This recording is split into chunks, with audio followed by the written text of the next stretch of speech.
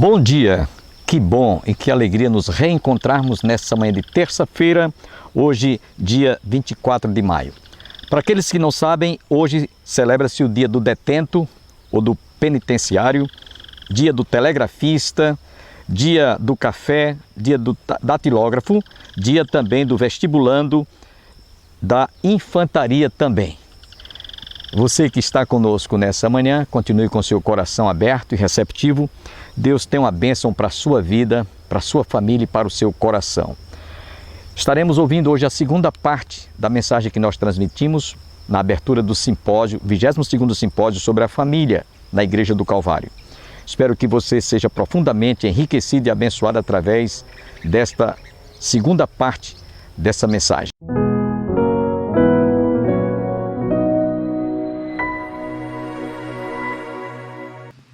E meus irmãos, a unidade é o que fortalece a família. Sabe por que muitas famílias muitos altares e muitos lares estão sendo destruídos, estão em ruínas? Porque não há unidade. Não há unidade. O lar está dividido, dividido mesmo. E Jesus disse que um reino dividido não pode subsistir, não pode sobreviver. Mas vamos adiante, um outro altar que precisa ser reerguido é o altar do respeito mútuo, sobretudo o amor. Efésios capítulo 6, versos de 1 a 4, fala sobre essas virtudes, e eu queria apenas ler para você esse texto que está em Efésios. Filhos, obedecei aos vossos pais no Senhor, pois isto é justo. Honra teu pai e tua mãe, porque é o primeiro mandamento com promessa, para que te vá bem, seja de longa vida sobre a terra. E vós pais, não provoqueis vossos filhos a ira, mas criai-os na disciplina e na admoestação do Senhor. Respeito mútuo. Filhos mais hoje não respeitam pai nem mãe, não tem mais respeito nem quando estão tratando com eles, o coroa, a coroa, o velho, a velha, não tem respeito mais. Eu fui do tempo em que quando amanhecia o dia, eu me levantava e dizia: benção pai, a benção mãe, pedia a bênção. Se saísse de casa, pedia a bênção pai, minha bênção mãe. Qualquer atividade que eu saísse, fosse para a escola, fosse ao trabalho, para onde fosse, eu fui criado assim. Hoje os filhos nem sequer dão a menor atenção de dar um bom dia, ou boa tarde, ou boa noite. Mas também lá na mesma carta de Paulo aos Efésios capítulo 5, versículos 22,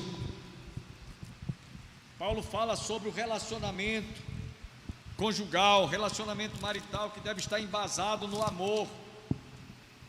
Capítulo 5, versos 22 em diante, Paulo diz: as mulheres sejam submissas aos seus próprios maridos como ao Senhor, porque o marido é o cabeça da mulher, como também Cristo é o cabeça da igreja, sendo este mesmo o Salvador do corpo. Como porém a igreja está sujeita a Cristo, assim também as mulheres sejam em tudo submissas a seus maridos. Maridos, amai vossas mulheres, como também Cristo amou a igreja e a si mesmo se entregou por ela, para que a santificasse, tendo-a purificado por meio da lavagem de água pela palavra, para apresentar a si como igreja gloriosa, sem mácula, nem ruga, nem coisa semelhante, porém santa e sem defeito. Assim também os maridos devem amar a sua mulher como ao seu próprio corpo. Quem ama a sua esposa, a si mesmo se ama, porque ninguém jamais odiou a sua própria carne, antes a alimenta e dela cuida, como também Cristo faz com a igreja, porque somos membros do seu corpo. Observem aqui, irmãos, que a palavra-chave aqui é amor. E falando sobre essa palavra no relacionamento conjugal, tem casais que, se a esposa ouvir do marido: eu lhe amo, ela vai ter um susto, porque essa palavra está em desuso, como também vice-versa. Há maridos que não ouvem da sua esposa, dos lábios da sua esposa: eu te amo. E se ouvir isso, ela vai ter um susto. No mínimo ela vai dizer: essa alma quer reza. Sabe, irmãos, alguém já disse que o amor é como uma planta chamada samambaia, tem que ser aguada todos os dias, senão ela murcha. Você tem o hábito de declarar que ama sua mulher, que ama seu marido, que ama seus filhos todos os dias? Ou quando, se eles já moram fora, quando você se comunica com eles? Esse altar do respeito mútuo, sobretudo o amor, dessas virtudes, está em muitos lares, em muitas casas, em muitas famílias, em ruína. Precisa de ser restaurado. Passe a ter o hábito de todos os dias chegar para sua esposa e dizer: eu lhe amo, você é o amor da minha vida. Agora não diga da boca para fora, diga de coração, porque se você disser da boca para fora, ela vai sentir, ou ele vai perceber isso. Cultive isso todos os dias.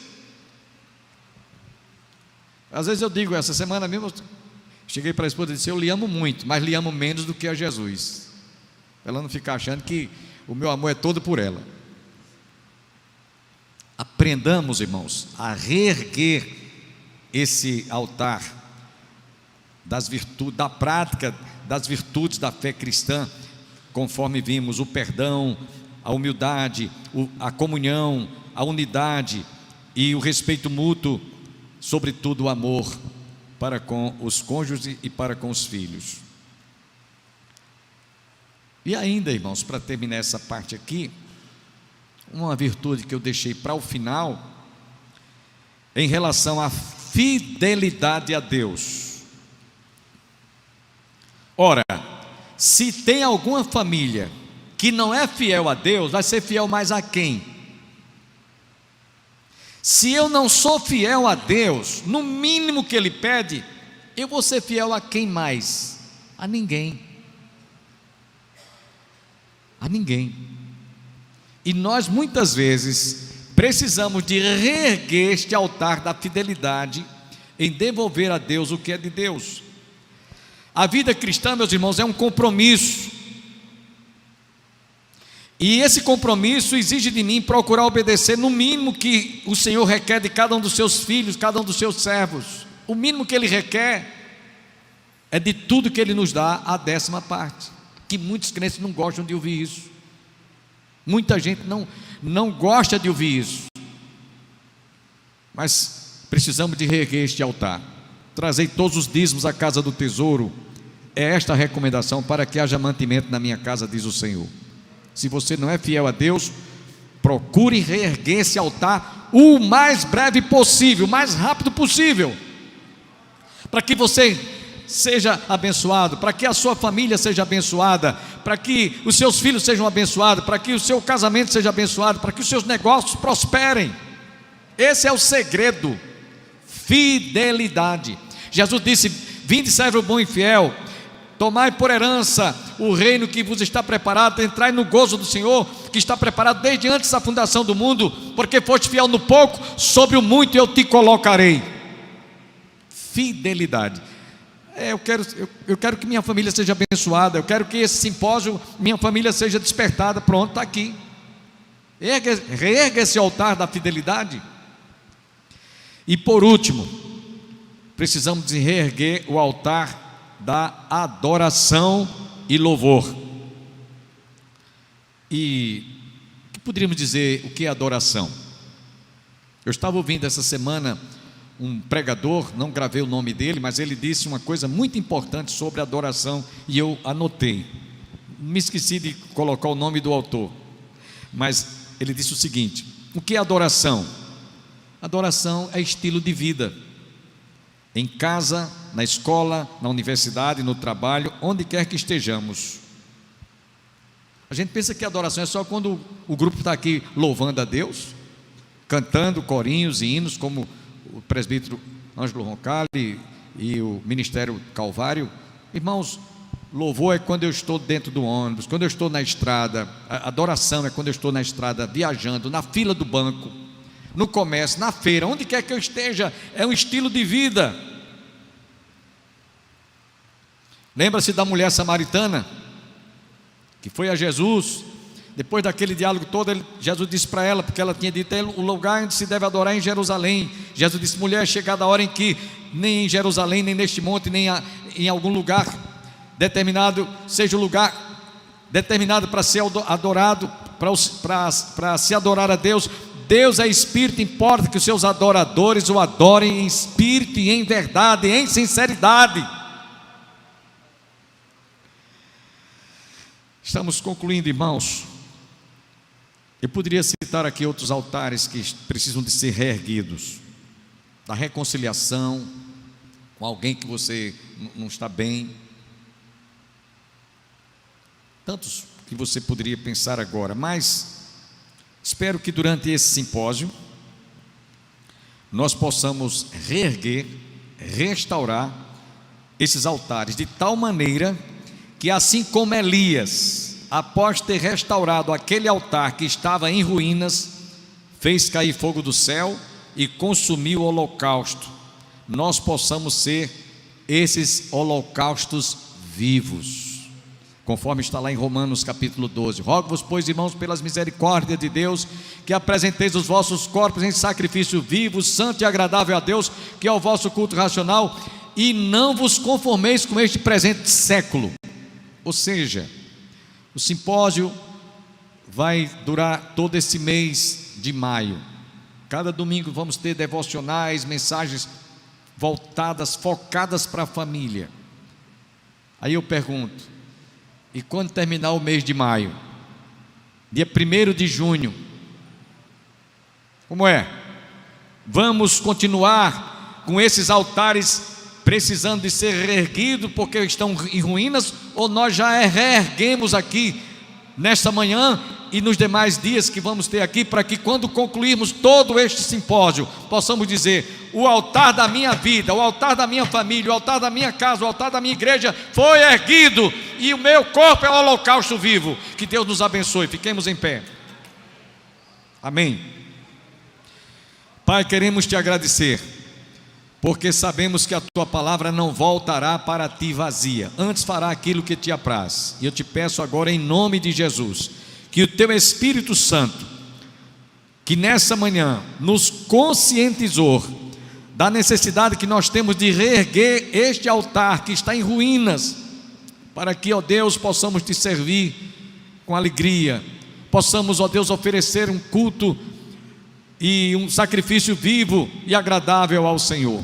Abençoe a todas as famílias aqui reunidas, as famílias que também estão nos assistindo em casa, para que eles sejam despertados, para que eles sejam motivados, para que, ó Deus, eles possam estar inquietados pelo teu Espírito Santo e sintam a necessidade de reerguer este altar, o qual nós te oferecemos como corpo, o nosso corpo como holocausto. É o que eu te oro e te peço, agradecido por tudo isto, em nome de Jesus. Amém. Podem sentar. Eu devolvo a palavra à nossa irmã superintendente e naturalmente ela vai dar seguimento à nossa escola. Teremos uma classe única ainda nessa manhã e nós vamos estar falando sobre um outro assunto dentro dessa temática.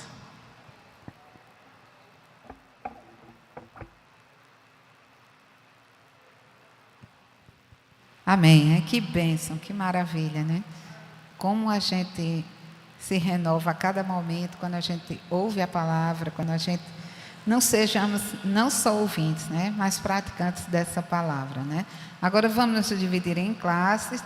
A classe Ebenezer é com o pastor Levi. Aqui a nave do templo vai ficar novamente com o pastor Bosco, e as adolescentes é com a Alexandra, né? Que Deus nos abençoe e tenhamos uma manhã de bênção na presença do Senhor.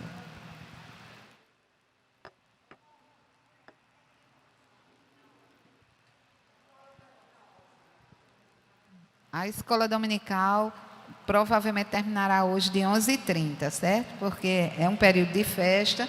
Não se preocupem, porque teremos tempo suficiente para a gente aprender mais e mais da palavra do Senhor. Amém, irmãos? De volta, né? Foi pedido que eu falasse sobre esse tema que nós acabamos, e um outro que é o estudo da lição. E o estudo da lição de hoje, também foi me dado o tema para estar falando sobre restaurando o lar na terceira idade. Quem é de terceira idade aqui, levante a mão. Quase que todo mundo, inclusive eu, né? Dia 13 de junho eu estou completando 70 anos. A maioria, todo mundo aqui. Amém. Glória a Deus. E aí, irmãos, nós vamos ler no livro de Atos dos Apóstolos, capítulo 9, versículos 36 a 43. É a história de uma mulher já numa certa idade. Ela possivelmente estava na terceira idade, por nome Dorcas. Nós vamos estar falando sobre esta senhora e aplicaremos para esse tema, restaurando o altar na terceira idade. Vamos ler Atos 9, 36 a 43. Vamos ficar em pé, a gente passou tanto tempo sentado, né? Vamos ler em pé reverentemente. Vamos ler Atos 9, 36 a 42. Havia em Jope uma discípula por nome Tabita, nome este que traduzido quer dizer Dorcas. Era ela notável pelas boas obras e esmolas que fazia. Ora, aconteceu naqueles dias que ela adoeceu e veio a morrer, e depois de a levarem, puseram-na no cenáculo. Como Lida era perto de Jope, ouvindo os discípulos que Pedro estava ali, enviaram-lhe 2 homens que lhe pedissem: não demores em vir ter conosco. Pedro atendeu e foi com eles. Tendo chegado, conduziram-no para o cenáculo, e todas as viúvas o cercaram, chorando e mostrando-lhes túnicas e vestidos que Dorcas fizera, enquanto estava com elas. Mas Pedro, tendo feito sair a todos, pondo-se de joelhos, orou, e voltando-se para o corpo, disse: Tabita, levanta-te. Ela abriu os olhos, e vendo a Pedro, sentou-se. Ele, dando-lhe a mão, levantou-a, e chamando os santos, especialmente as viúvas, apresentou-a viva. Isto se tornou conhecido por toda Jope, e muitas creram no Senhor. Pedro ficou em Jope muitos dias, em casa de um curtidor chamado Simão. Amém. Podem sentar. Nós vamos estar trabalhando agora, irmãos, sobre esse tema. Vocês vão repetir comigo, por favor. A maioria aqui é da terceira idade, né? Vamos repetir comigo. Restaurando o altar na terceira idade. Mais uma vez, restaurando o altar na terceira idade. A Bíblia não diz a idade dessa mulher chamada Dorcas, mas eu presumo que ela deveria ter uns 50 a 70 anos. Por que, pastor? O senhor presume que ela estivesse nessa faixa etária? Porque essa mulher fazia túnicas para viúvas, e a gente dificilmente encontra pessoas jovens, viúvas jovens. Geralmente as viúvas são pessoas de uma certa idade, e eu quero acreditar que possivelmente Dorcas tivesse uma idade assim já mais próxima à terceira idade. Então, por isso que eu escolhi esse texto para a gente aplicar aqui nessa manhã. Irmãos, preste atenção. Deus criou todos os seres viventes dotados de uma capacidade incrível de viverem em unidade, de viverem unidas, de viverem juntas para se procriarem e para sobreviverem juntas. Você vê isso nos animais selváticos. Manadas e manadas de elefantes, de camelos no deserto, de zebras, de leões, leoas nas selvas, jacarés nos lugares, eles estão ali, cardumes de peixes, né? Aves, eles vivem em conjunto. Até os insetos. O que é que a Bíblia diz? Vai ter com a formiga, ó preguiçoso. Elas preparam, antes do inverno chegar, todo o provimento lá na sua dispensa de folhas de alimento, para que quando o inverno chegar, elas estejam com tudo lá guardadinho, né? Então, os peixes, os animais marinhos, as focas, né? Os golfinhos andam em conjunto. Então,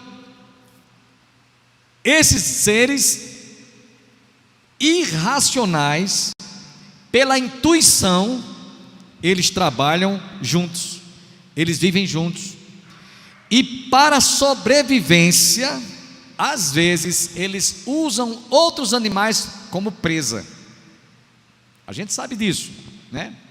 Então, por exemplo, por causa disso, a gente vê certos animais que estão hoje em extinção. Alguns animais estão sendo...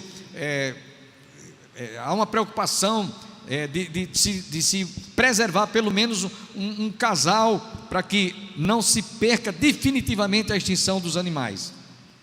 Então a gente sabe de alguns animais que estão em extinção, e aí, para que isso não aconteça, eles caçam as suas presas, a exemplo das feras, dos leões, né? Conhecemos jacarés, baleias, abelhas que andam juntas, né? E fazem lá a sua colmeia, né? E assim por diante. Preste atenção. O ser humano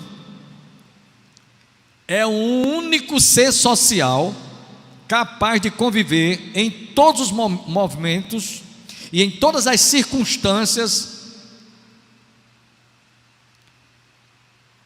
até o final da sua existência. O ser humano. Por quê? Tem inteligência, porque foi criado conforme a imagem e semelhança de Deus. Então, para isso a gente casa, para isso a gente gera filhos, e para isso a gente constitui família, para isso a gente, depois de casado, passamos a ser avô, e depois bisavô. Eu tenho um irmão encostado a mim que já é bisavô. Essa semana eu falei com ele, ele mora em Natal, ele disse: eu já sou bisavô, mais novo do que eu, mas já é bisavô. Então o ser humano é o único ser social que ele vive, que ele cresce, nasce, cresce, reproduz-se, morre, até o fim da sua existência. Ele pode ser útil, ele pode ser usado, ele pode ser uma bênção dentro do seu segmento da sociedade, na faixa etária da sua existência, sem ele se sentir uma pessoa imprestável ou inútil. Então, o homem e uma mulher, quando casam, eles passam a gerar filhos, e dali para frente eles passam então a viver a vida em família. Mas chega o período da faixa etária da terceira idade, que é uma fase muito difícil. Vou dizer por que é difícil, irmãos. Porque às vezes o ancião, ele se comporta como se fosse uma criança. Quer ver um exemplo? A criança não usa fralda. A pessoa, quando chega numa certa faixa etária da idade, passa a usar fraldão. Sim ou não? A criança, a princípio ela se amamenta de leite materno, depois de mingau. O ancião, ou a pessoa que chega à terceira idade, vai chegar a um ponto que vai perder a dentição e não vai poder mais ter dente para mastigar, vai ter que comer comidas pastosas, como se fosse líquida. Então você veja que a faixa etária da idade, da velhice ou da terceira idade, ela é muito parecida com a faixa etária da infância. A criança, ela não tem como se locomover e ela às vezes se arrasta para depois aprender a andar. O ancião vai precisar um dia de usar uma bengala, quando não um andajá, e às vezes não pode mais nem andar, porque não tem mais condições físicas. Então vocês vejam que a vida do ser humano, embora seja um ser social, é o único ser social, é o único ser social, e vive até que a morte possa tragar a sua existência, ele passa então a viver essas fases da vida. Agora, é bom salientar que a gente deve pensar sempre no nosso amanhã. No nosso amanhã. Aí você diz assim: pastor, Jesus disse, não vos inquieteis com o dia de amanhã. O senhor está dizendo pensar no do amanhã? Eu não estou dizendo que você vai dizer, eu vou me programar, eu vou, porque vai ser assim, assim, assim o meu futuro. Não é isso que eu estou dizendo.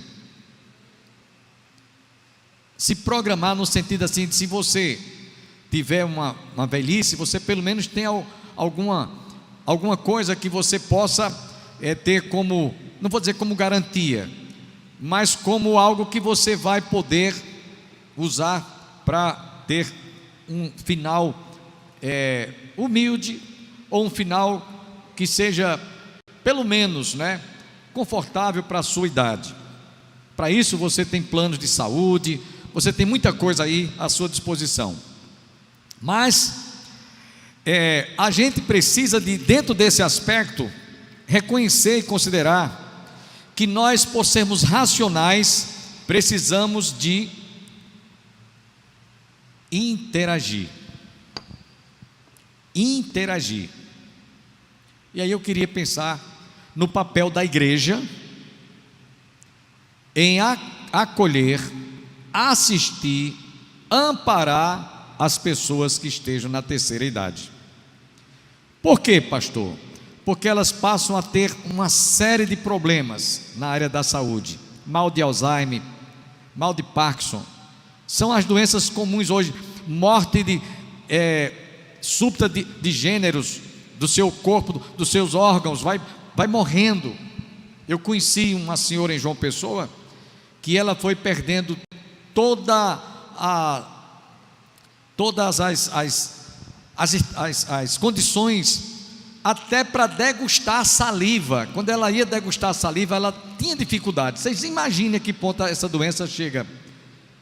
Morte múltipla dos órgãos, os membros vão morrendo. Então, ela não estava mais movendo as mãos, os pés, não estava mais fazendo necessidades que precisavam de ir lá no vaso. Ela fazia tudo na paradeira, com muita dificuldade. Vai tudo paralisando, os órgãos vão paralisando. E ela disse uma frase que eu não esqueço nunca mais. Ela diz: eu sou uma mente dentro de um corpo vivo, uma mente viva dentro de um corpo morto. Uma mente viva ocupando um corpo morto. Você veja. Então, irmãos, a igreja, ela precisa de ter essa compreensão do que nós podemos fazer por aquelas pessoas que estão na terceira idade. Não há lugar melhor do que a igreja para ajudá-las, para assisti-las, para acompanhar essas pessoas. Eu queria que nós pensássemos aqui que a proporção que a gente vai envelhecendo, a gente vai perdendo os reflexos, vai perdendo a visão. Por exemplo, se eu tirar esse óculos aqui, eu não consigo ler uma palavra aqui da minha Bíblia. A audição, a gente vai perdendo tudo, vai perdendo a visão, perdendo a audição, perdendo tudo. Agradeço a você que esteve conosco, espero a sua compreensão, motivo pelo qual temos que fazer essa abrupta interrupção. Vamos ficar devendo a conclusão para o próximo programa, se Deus assim nos permitir. Forte abraço a todos e até amanhã.